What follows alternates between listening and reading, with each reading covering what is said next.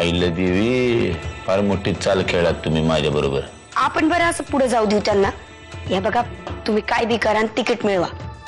आईला ताईंना तिकीट मिळू शकतं तर तुम्हाला का नाही मिळवणार? मी बी तिकीट मिळवणार. दिवस रात्र वणवण भटकत होते मी माझ्या बाबांना सोडवण्यासाठी. मग माझं तोंड बंद करायला कायद्याच्याच रक्षकांनी माझ्यावर बलात्कार केला.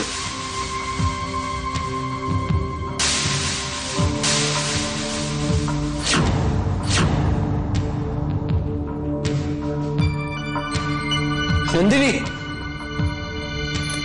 काय काय झालं?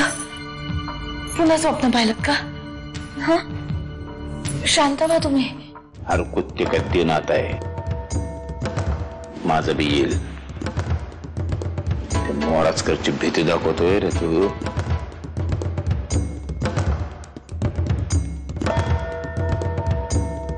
आल्यापासून पाहते, जावई बापू काही पहिल्यासारखे आनंदी दिसत नाहीत आणि त्यांची तब्येत बी बरी नाही. काय झालंय ग? तिकडून आल्यापासून असेच वागतायत हे. तिकडे त्यांनी खूप पाहिलंय, सोसलंय, अजूनही आठवतंय ते सगळ्यांना. म्हणून तर इकडे घेऊन आले ना. उद्यापासून ही तुझ्या बरोबर घरातले काम करणार नाही. मालकी नाही ती सोनबाई किल्लेदारांची. सकाळपारीला आमच्या खोलीवर मॅडमला बेड टी आणि नाश्ता आला पाहिजे. बरं का पांड्या? जी. ते झाड दिसतंय, त्या झाडाखाली मी माझा पैशांचा डबा पुरून ठेवायचे. रोज पैसे साठवायचे. आई बाबांना बैलजोडी विकत घ्यायची होती ना, 50-50 पैसे सुद्धा साठवायचे मी.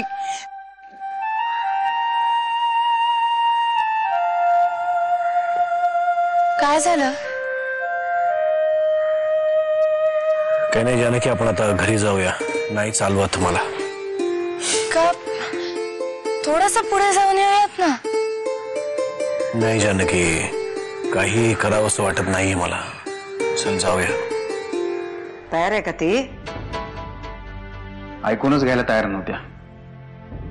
शेवटी एकदाचा तयार झाल्या आणि निवडणुकीपर्यंत कुठल्याही प्रकारचा गोंधळ करणार नाही असं आश्वासनही दिलंय त्यांनी. तिच्या आश्वासनावर नका विश्वास ठेवू. पक्की राजकारणी आहे ती. अक्कल आहे, पण ती चुकीच्या ठिकाणी वापरायची. तुम्ही नका काळजी करू आत्याबाई, मी सगळं व्यवस्थित हँडल करेल. खरं तर परशु शेटनं सुद्धा मला अशीच मागणी केली होती, पण मी त्यांना त्यांच्याच भाषेत समजावून सांगितलं. त्यांना दुसरी भाषा समजत नाही ना. काय करायचं या दोघांचं? कधी सुधारणार हे? आत्याबाई, निवडणूक होईपर्यंत कुठलाही अनुचित प्रकार घडणार नाही याची खात्री देतो मी तुम्हाला. बाकी साहेब लवकरात लवकर बरे होऊन परत यावे म्हणजे झालं. तुमचा राजकारणात खरंच रस उरला नाहीये का? नाही, जर का तसंच असेल तर रमावतीतून निवडणूक लढवण्याची इच्छा आहे माझी. हा, म्हणजे मी वाकणीसांशी आणि यांच्याशी तसं बोलले. वाकणीस मला म्हणाले की ते तुमच्याशी बोलतील आणि मला कळवतील. पण मग ते तुमच्याशी बोलतील, मग माझ्याशी बोलतील, त्यापेक्षा मी म्हटलं की मी डिरेक्टली तुम्हाला विचारते, चालेल का?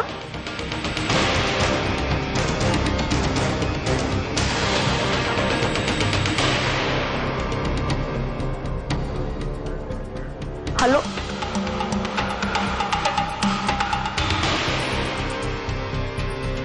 काय म्हणाल्या त्या?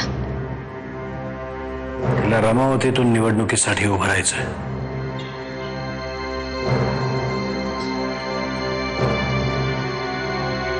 आणि तुम्ही काय ठरवलंय? जर ती उभी राहणार असेल तर चालेल मला. माझी काही हरकत नाहीये.